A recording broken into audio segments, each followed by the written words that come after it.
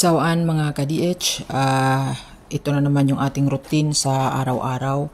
So ipapakita ko sa inyo kung ano ang ginagawa ko pag alis ng amo ko.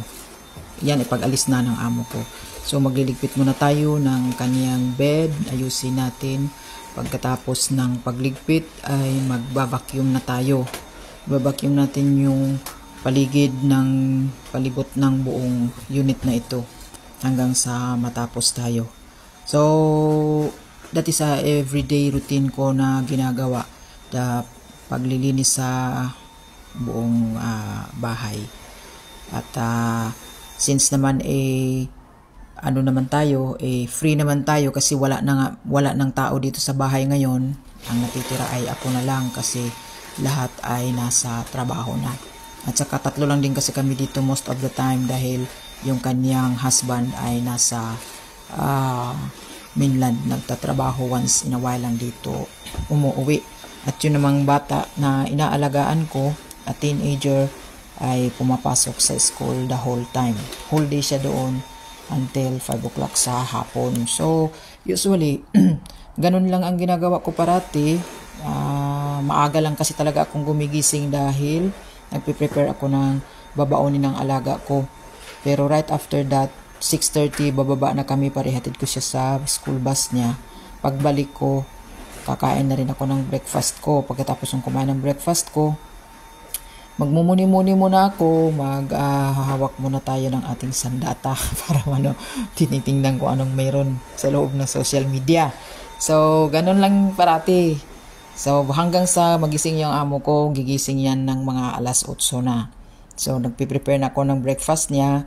And then, pagkatapos ng preparing ng breakfast, gigising na siya at kakain. So, ganun lang. Yung kinainan niya, niligpit ko na muna para naman pagkatapos ng gawaing mga nasa floor, tapos na rin tayo. Easy lang naman ang trabaho dito kasi maliit lang itong unit namin . It's only about 960 square foot. We're talking about square foot hindi siya square meter. Hindi naman katulad sa atin square meter yung pinag-uusapan dyan. Dito sa mga unit na to, although there's a 3 bedroom of this unit, pero maliliit lang talaga. As in, masasabi kong mas malaki pa siguro yung aking tinitiran sa Pilipinas kaysa dito. Pero ano siya, very convenient lang siyang linisin. Lahat naman kasi dito nakagamit naman ng electronics na magbabacuum ka. Minsan nagwawalis din ako pagka yung mga holidays time, hindi ako naggagamit ng vacuum kasi nga maingay at tulog pa sila. So I use the sweeper only. Tapos maglinis pati sa floor. So punas-punas lang naman madalas yan, alikabok lang. Minsan kung may kailangan kang iba-brush ng mga bagay-bagay, brushan mo. Yan, ganyan lang siya. Tingnan mo, ganun lang kaliit yung area. Tapos, pagkatapos niyang dyan, maghahalaman-halaman ka ng konti. Ako, meron din ako mga halaman na tinatanim-tamin yung mga herbs at saka yung mga pangulagay sa pagkain ng mga spices. So, yun lang ang inaasikaso ko. Wala naman ang iba. Right after that kasi nang ginagawa ko, ano na ang kasunod? Di ba? Wala na. Magsasalang ka na naman ng panibagong magmamapa pa pala ako ng floor. Tapos nahulog pa yung ating camera dyan. Napunta doon sa ibaba. So inayos ko na muna. Ganun lang ka. Gamit lang naman kasi natin yung atin lang naman gadgets. Wala naman tayong pa. So hindi ko akalain na ganun na lumalaki na naman pala ako. Oo guys, pakiramdam ko ngayon tumataba na naman ako for some reasons. Pero yung pagkain ko naman hindi naman nagbabago. May iba na talaga pagka bumabata na, ganun na yung epekto sa katawan. So nung pagkatapos ko guys na maglinis, lahat naiayos ko naman na. Naman tayo dyan. Naghanda na naman ako para maglaba. So kapag maglalaba ako kasi binababad ko muna yan sa detergent with water bago ko siya isalang doon sa ating washing machine. Yung pala nakikita mo sa front ay yun ang aming main door. So yun ang main door namin. Malaki siya. Oo. Dahil itong unit na ito ay high ceiling. Ayaw kasi ni boss na lagyan ng mga kisame. So high ceiling talaga siya. So ngayon ipinipix ko na muna sa regular yung ating washing machine para magsasalang na tayo ng ating isasalang na damit ko. Kunti lang naman actually yan. Ano lang yan. Pitix-pitix lang yan. O, isasara natin ang ating washing machine right after na mailagay na natin lahat yan sa maayos. Yung ating mamaya-maya konti, akin liligpitin pa yung kusina. Yes, yung kusina natin. Pero yun ay mga lang naman yan.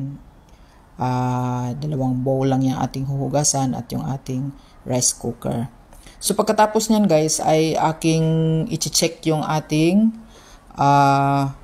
refrigerator naman.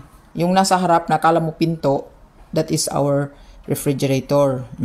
Checkin ko yung ating refrigerator, titingnan ko kung ano ang mga wala dyan. Tiningnan ko yan dahil mayroon kasing bisitang darating nga. As I have said, yung grandparents ay darating. So maghahanda ko ng pagkain, kung anong pwede kong mabibili, mga vegetables and whatsoever.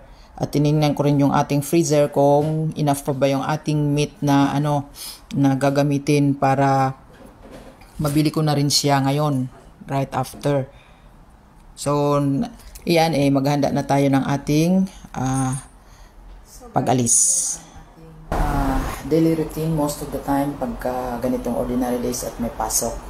So ngayon habang yung ating washing machine doon ay umiikot-ikot, aalis muna tayo para pupunta tayo sa market to buy something. Dahil naghahanda rin ako ngayon ng mga food na kakailanganin dahil mayroong darating na grannies and grandpa bukas dahil pupunta sila sa ibang bansa at kasama yung family dahil October break na kasi ngayon. So the family are planning to out of the country for a short vacation. So darating na sila kaya mamamalengke muna tayo. So yan muna guys, thank you for watching and good morning and have a blessed day everyone.